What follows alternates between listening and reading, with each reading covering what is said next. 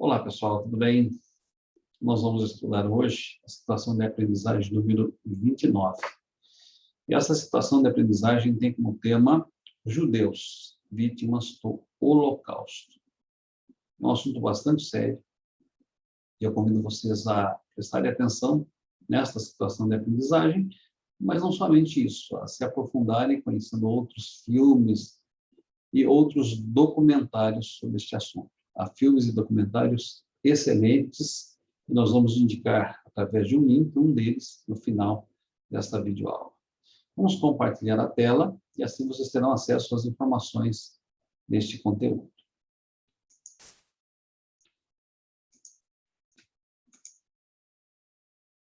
Nós vamos aqui aumentar nossa área de aparência, que vocês possam ver, e a nossa área de transferência, para que vocês possam ver melhor esta situação de aprendizagem.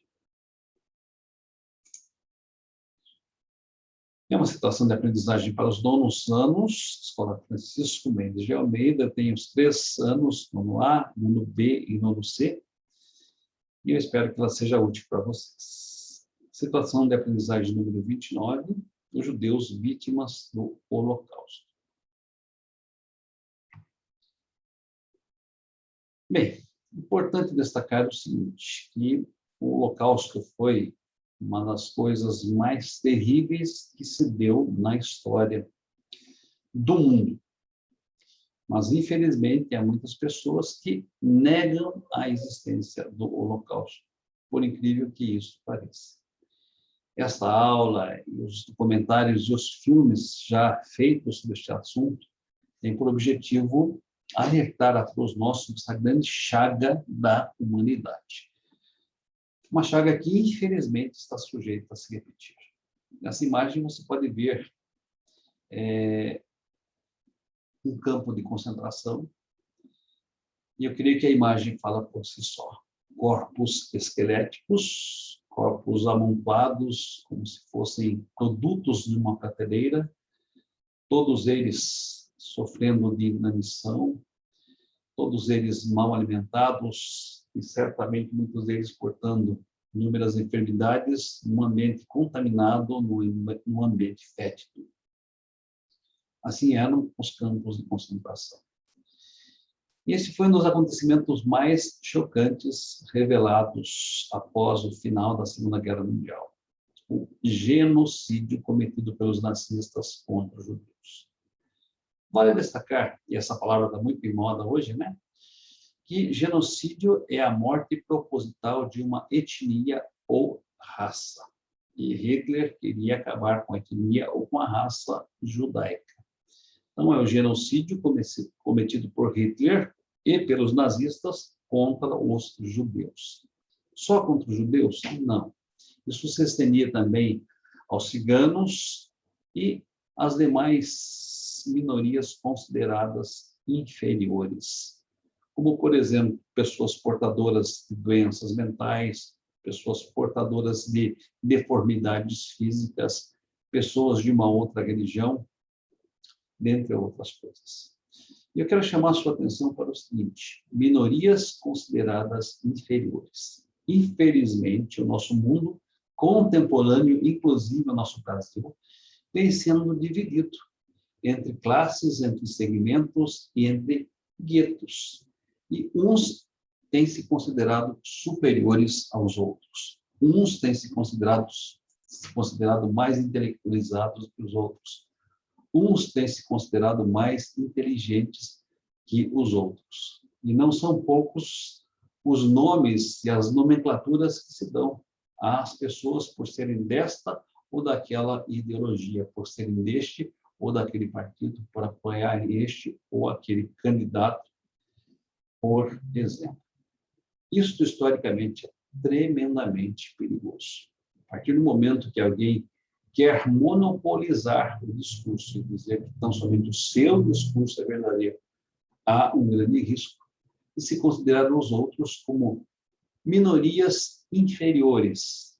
E a partir do momento que eu considero como minorias inferiores, eu estou guetizando as pessoas.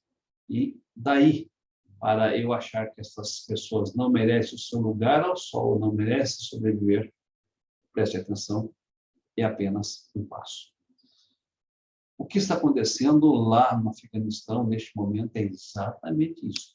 Um grupo étnico, ideológico, religioso, talibã, está considerando todas as outras pessoas como minorias inferiores, que devem ser exterminadas. Infelizmente, o Holocausto ainda é uma realidade bastante atual. O extermínio de judeus é conhecido pelo termo Holocausto. E o Holocausto é o oferecimento de algo em sacrifício. E ele representou o ápice da intolerância, do preconceito e do racismo. Mas, como nós dissemos, infelizmente não representou o fim da intolerância, do preconceito e do racismo. Eles estão mais presentes nos nossos dias, com as radicalizações dos discursos que nós talvez queiramos admitir. A segregação dos judeus. Estava dando aula com esse slide aos meus alunos, no 9º ano C, eles disseram: o que ele está fazendo nesta imagem? Ele está medindo o nariz, porque o tamanho do nariz era considerado um dos critérios de definição étnico-racial. Então, a segregação racial ela fazia parte, como nós podemos ver, de uma política de Estado nazista. A segregação racial dos judeus fazia parte de uma política de Estado nazista. Em 1935, as leis de Nuremberg definiram pureza racial dos alemães, utilizando o exame, como critério, o exame da ascendência genealógica, ou seja, pesquisando os antepassados, observava-se aqueles que eram de descendência, de ascendência pura alemã. E esse era um critério para que eles se afirmassem como uma raça melhor, uma raça pura, como a raça que deveria prevalecer. Inicialmente, os judeus foram segregados. E foram segregados em áreas específicas chamadas guetos. Eles não tinham liberdade de ir e vir, eles não tinham liberdade de pensamento, eles não tinham liberdade de imprensa, eles não tinham liberdade de expressão. Observem como isso é atual em nossos dias. Eles foram segregados em áreas específicas. A segregação, muitas vezes, continua acontecendo ainda hoje.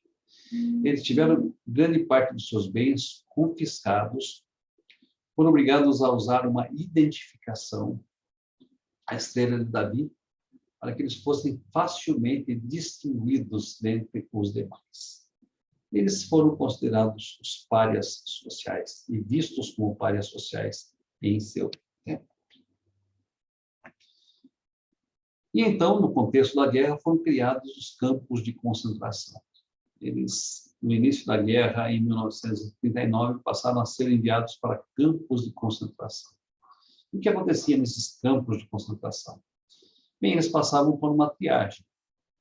Depois eram despidos e seus cabelos raspados. Nada de valor ficava com os prisioneiros. Eles perdiam todos os seus bens, até mesmo equipamentos usados como próteses, né, eram confiscados. Os homens e as mulheres mais fortes eram mandados para os campos de concentração, para os trabalhos forçados, e suportavam maus tratos, humilhações e condições subhumanas de vida. Os mais fragilizados eram mortos em câmaras de gás. Além disso, se faziam experiências científicas com estes prisioneiros, como se fossem eles cobaias humanas.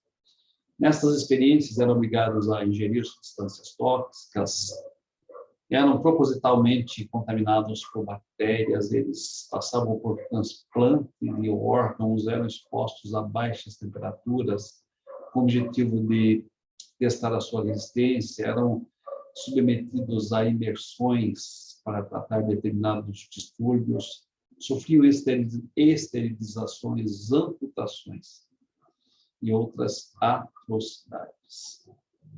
Um dos carrascos nazistas, médicos nazistas também vieram, e veio a morrer aqui no Brasil, no Rio de Janeiro. A foto ilustra uma câmara de gás. As pessoas eram trazidas para este lugar, eram totalmente despidas, e ali, sob o pretexto de tomarem um banho, eram sufocadas pelo gás que saía destes dutos. Em 42, quando os alemães começaram a ser derrotados, definiu-se mais claramente uma política nazista de extermínio massivo dos judeus. Quando milhares, preste atenção, milhares deles de toda a Europa foram mortos por câmaras de gás. Ao final da guerra, o número de judeus mortos foi estipulado em cerca de 6 milhões. 6 milhões. Nem todos os alemães, evidentemente, concordavam com essa política nazista. Embora grande parte da população na Alemanha ela aprovasse o governo nazista e a perseguição dos judeus, tendo Hitler como um verdadeiro herói, muitos desconheciam o que de fato se passava nos campos de concentração. Hoje a Alemanha é um dos países mais inclusivistas que existe, uma forma de compensar a humanidade este mal que ela tem causado aos judeus, que ela causou especialmente através de Hitler, aos judeus no contexto da Segunda Guerra Mundial. Quando o regime caiu, essas práticas foram reveladas ao mundo e milhares de alemães sofreram trauma decorrente do sentimento de culpa. E este site, eu vou deixar um pouquinho mais para que você possa copiar e depois transferir para o seu navegador. Este site ele é o depoimento de um brasileiro que sobreviveu ao Holocausto. Há algumas cenas tremendamente impactantes nesse vídeo e eu convido você a pensar com profundidade sobre a mensagem que ele traz. Especialmente quando ele destaca a bênção de sermos livres, a bênção de podermos ir e vir, a bênção de podermos respirar o ar sem ter uma baioneta apontada para as nossas costas, a bênção de dormirmos num lençol limpinho, a bênção de comermos o nosso pão com margarina, a bênção de estarmos juntos com a nossa família. Eu convido vocês a tentarem muito bem para a bênção da liberdade, para que nós possamos defender esta liberdade sempre, porque ela, sem dúvida alguma, é o nosso maior patrimônio. Grande abraço. Fiquem com Deus.